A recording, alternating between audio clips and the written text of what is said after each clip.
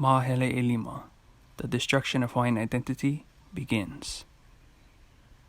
The very first group of American missionaries arrived in Kailua, Hawaii on April 4th, 1820. Again, they had arrived with a purpose, which was to enlighten what they considered to be a barbaric people with the words and teachings of God. Now, these were by far not the first group of foreigners in Hawaii. In 1778, the British Captain Cook arrived in the islands, parading around as our akua lono, and wound up getting murdered and later deified as an akua by our people.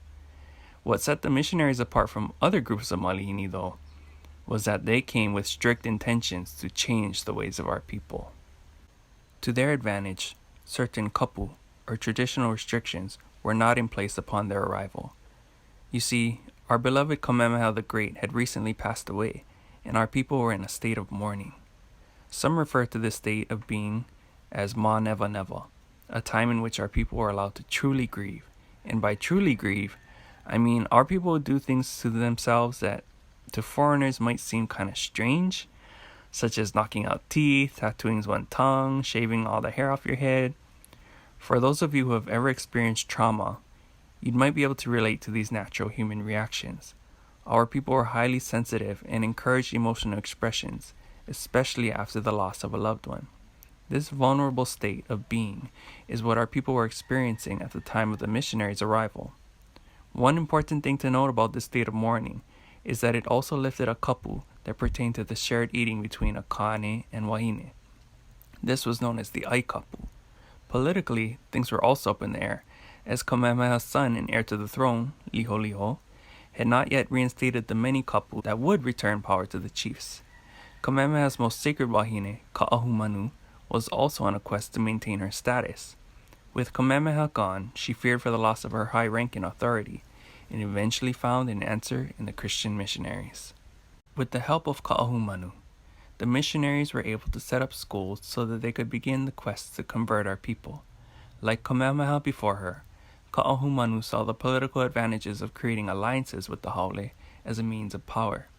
She then used her own influence among the people to encourage them to learn what they could from the missionaries. By 1824, almost the entire adult population were studying under the missionaries, fascinated by the arts of literacy. Reading, writing, and spelling were taught with Christian materials to further along the attentions of the missionaries. Christian hymns or songs were also translated into Hawaiian and were taught to the children, as the missionaries recognized how fond Hawaiian children were of singing. After the death of Kaʻahumanu in 1832, many Hawaiians continued to study the religious teachings from the missionaries, with high emphasis on mastering the arts of literacy. Other adults, particularly Pele practitioners, challenged the religious teachings of the missionaries, especially in their assertions that Jehovah was the one true God. William Ellis writes about his encounter with a kahu of Pele, who said, "He is your good God, and it is right that you worship him, but Pele is my deity, and the great goddess of Hawaii. Kilauea is the place of her abode, and Ohi'o Telani is one corner of her house." Ellis writes about several other encounters with the Pele priestess, who refused the idea of a one true God, and instead responded with chants pertaining to the genealogies of the Pele Clan and of the Hawaiian people. I want to stop here, if that's okay with you guys, to point out to you folks that Ellis writes that Kaʻahumanu was present during some of these feuds between the Pele Clan and the American missionaries, and that Kaʻahumanu, on more than a few occasions, did do things to silence the Pele people. He even writes about Hawaiians turning on one another over this debate, to which I'm sure the missionaries were very happy about. You see, guys, this meant that their plans of conversion, aka the brainwashing of our people, was in fact working. They wanted us to fight, and they wanted us to turn on one another. One of the proudest moments, from the perspectives of the missionaries anyways, was when our chiefess, Kapiʻolani, took a trip to see Pele in Halima'uma'u, only to disrespect and desecrate Pele in her own home. Kapiʻolani, in front of an audience of both American missionaries and Kanaka Maoli, denounced Pele as an akua, recited a Christian prayer in honor of Jehovah, ate the ohelo berries that are said to be kapu to Pele, and proceeded to cast stones into the crater. Judging by this story, one could argue that Kapiʻolani was the Candace Owens of Kanaka Maoli back in the days. Just saying.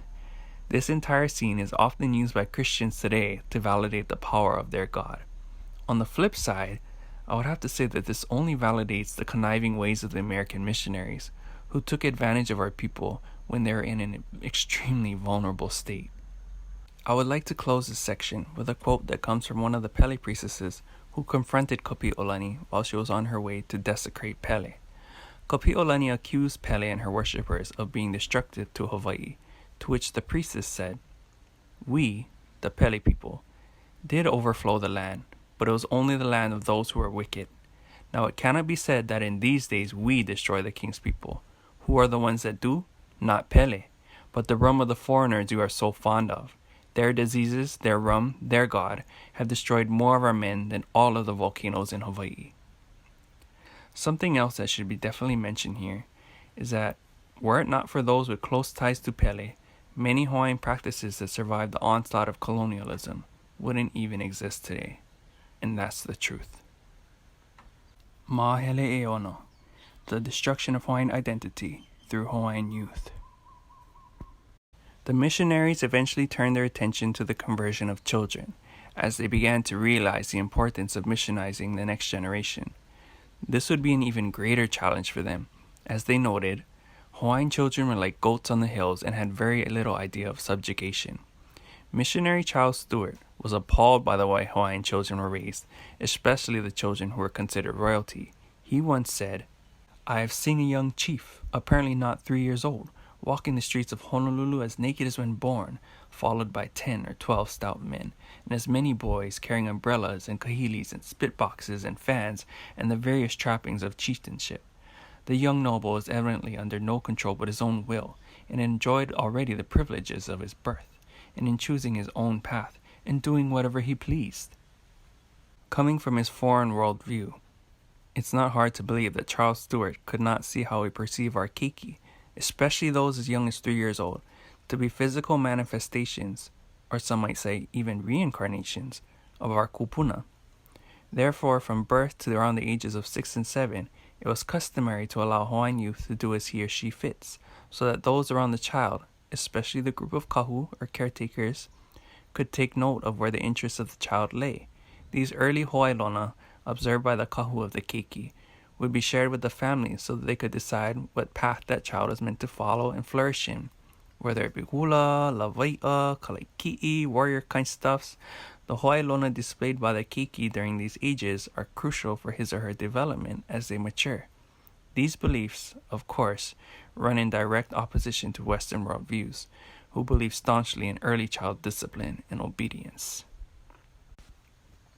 In 1839, Amos Starr Cook, an American missionary who arrived in 1837, was requested to establish a boarding school for the royal children of Hawaii.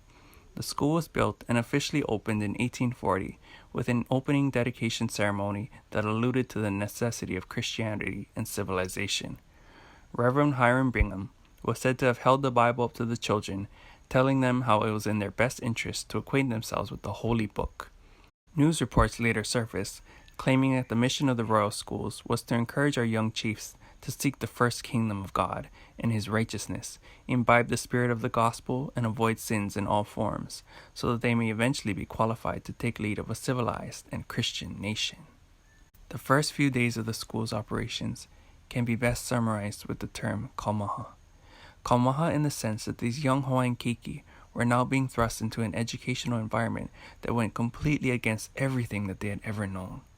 It is recorded that the cries of not only the children, but their makua and kahu were great upon separation at the school's campus. Many, if not all of the keiki had spent the entire day in grief and had cried themselves to sleep. This went on for several nights. To lessen the pain of the children, the Cook family agreed to allow some of the kahu into the school for short visits. However, knowing that they, the Cook family, couldn't physically discipline the children while the kahu are around, they eventually banned all kahu from the premises. It was with this idea that the Cooks believed that they could protect the privacy and reputation of the school. From here, it is said that the Cooks went full steam ahead regarding their mission to indoctrinate the children. This included a strict daily schedule that began with a Christian prayer before each school activity, morning exercises, the recitation and memorization of passages from the Bible, and several activities that encourage reading, writing, and singing. If any child had refused to participate or was late to an activity, he or she was met with physical disciplines, such as being hit with a wooden rod. Other forms of discipline included the exclusion of meals. Amos Cook wrote himself that most children lost out on their dinner due to their tardiness to school activities. Queen Liliuokalani, who also attended this school, validates these claims, writing in her autobiography about how hungry she and her classmates were after being malnourished at the school.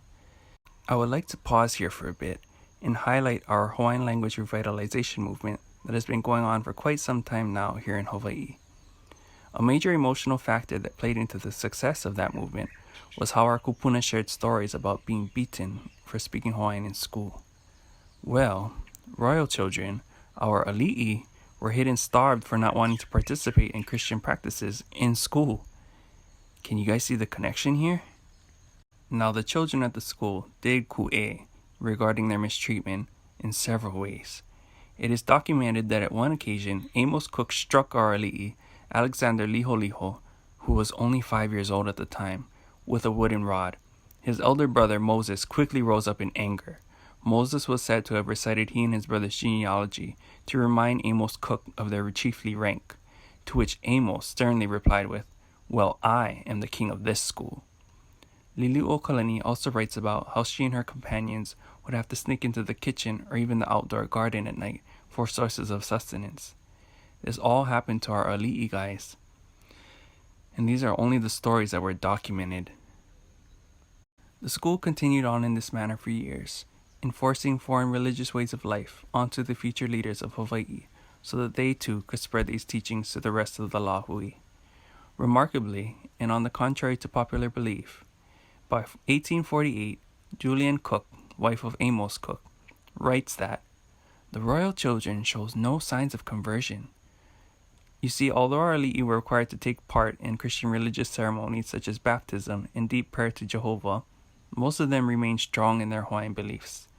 The reason for this was that at the time, Kanaka Maoli very well outnumbered all foreigners, and our ali'i, whenever reunited with their families, were automatically re-entered into cultural settings that were strongly rooted in Hawaiian traditions and beliefs. While the missionaries did their best to erase and replace our belief systems through instructing our ali'i, it would take more than a single royal school to do so. Unfortunately, due to this school, our ali'i were given many traumatic memories that would negatively affect them, some more than others, for the rest of their lives. Such harsh teaching techniques and forms of discipline would be revisited in future schools throughout Hawaii, resulting in historical trauma that continues to affect Kanaka Maoli to this day. A'ole I pau.